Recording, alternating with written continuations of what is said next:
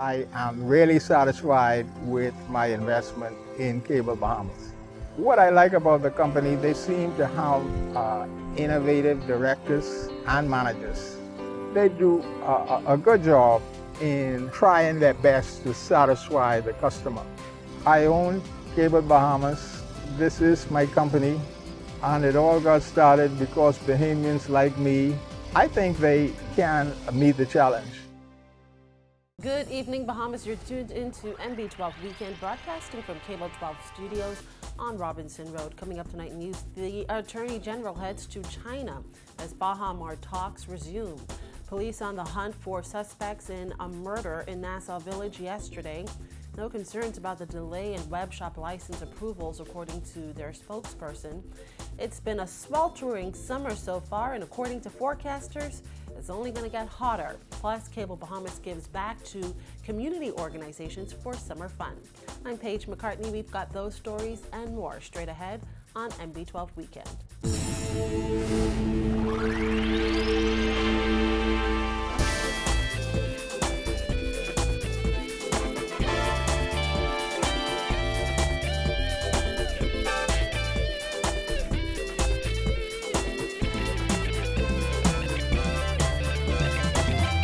Welcome once again to MB12. Attorney General Alison Maynard Gibson and a delegation en route to China to attend negotiations between Baha Mar officials, the China Exim Bank, and China State Construction Engineering Corporation, with the goal of getting the stalled multi-billion-dollar project back on track. A statement released today said over the last several days, the government led by Prime Minister Perry Christie has organized for negotiations to take place among the parties involved in the development and completion of the multi-billion-dollar Baha Mar resort.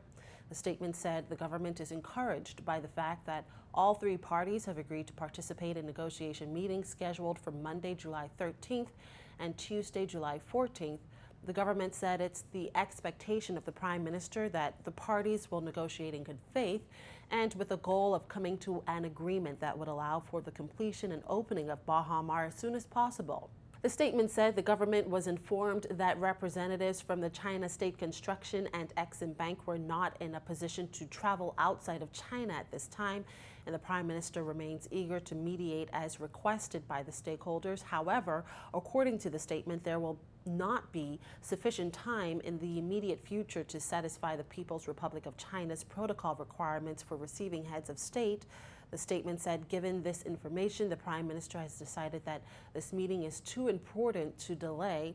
To ensure negotiations happen as soon as possible, the Prime Minister is sending a delegation from the government led by Attorney General and Minister of Legal Affairs Alison Maynard Gibson, QC, to China to attend the meetings. The parties have requested the presence of the government at the negotiating table. The statement said the Prime Minister will remain fully engaged in the matter and available for consultation by the Bahamas delegation or any other party. The statement said the government remains committed to ensuring the successful opening of Baha Mar and will continue to act in the best interest of Bahamians. Officials say the government will also continue to be transparent with the citizens of the Bahamas on this matter and will provide regular updates as progress is made toward the resolution of this issue. Members of this delegation include Senior Policy Advisor to the Prime Minister, Sir Baltrin Bethel, Permanent Secretary in the Office of the Prime Minister, Cresswell Stirrup, Permanent Secretary in the Ministry of Foreign Affairs, Sheila Carey, Consultant in the Office of the Attorney General, Lauren Klein, Financial Advisor in the Office of the Prime Minister, Deepak Bhatnagar, Acting Director in the Ministry of Works, George Hutchinson, Counsel in the Office of the Attorney General, Shari Moxie, Director in the Office of the Prime Minister, Crystal Thompson-Bethel, and Charles Robert Rees, a consultant in the Ministry of Works. As we stated, those negotiations are expected to begin on Monday. Minister of National Security, Dr. Bernard Nottage, earlier this week said he has no doubt the Bahamas will come out on top after negotiations with the government and Baha Mar principals. He spoke with reporters shortly after Prime Minister Perry Christie declared that things would be dead good for the Bahamas very soon. Nottage said he's confident in the government's position. Very encouraged by what I know, and so that's my answer. I'm very encouraged that it would not last an undue length of time.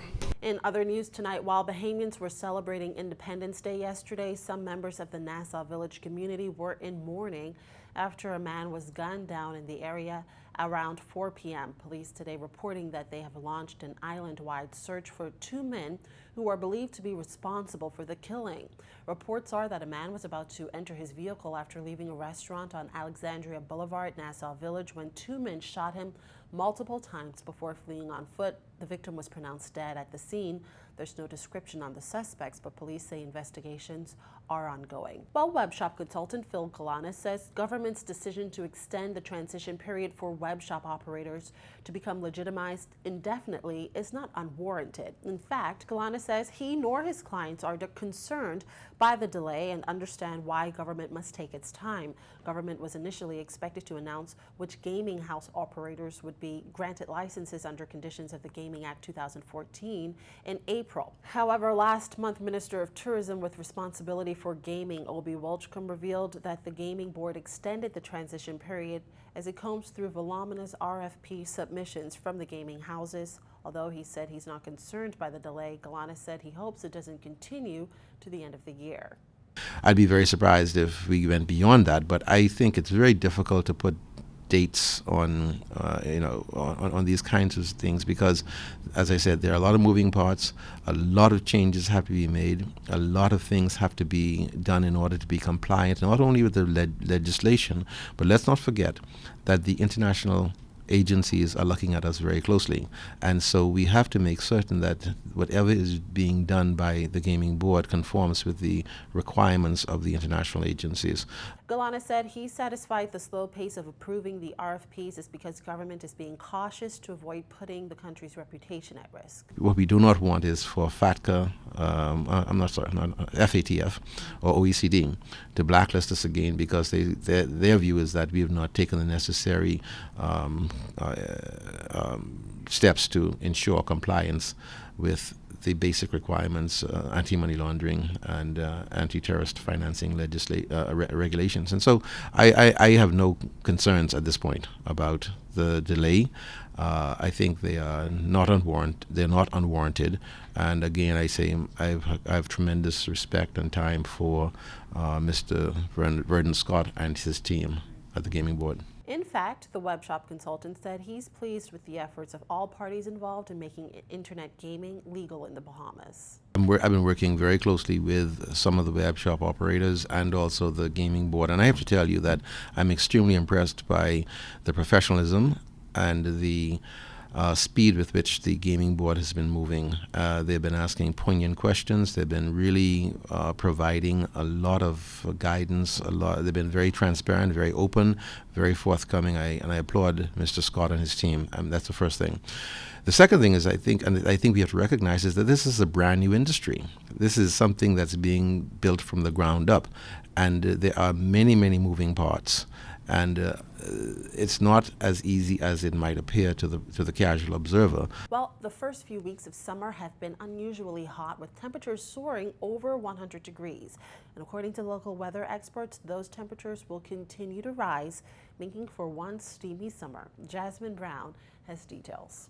Meteorologists say for those looking for relief from the heat, they can forget it, as it's expected to get even hotter this summer. We have been having extreme warm temperatures in recent times. According to Stubbs, temperatures so far this month have hit the mid-90s. He says temperatures reached 93 degrees Fahrenheit, just 3 degrees below the July record. But we know we're now entering the month, we're now basically early in the month of July, and July tends to be a very warm month. In fact, the maximum temperature on record for July happens to be 96.8 degrees Fahrenheit.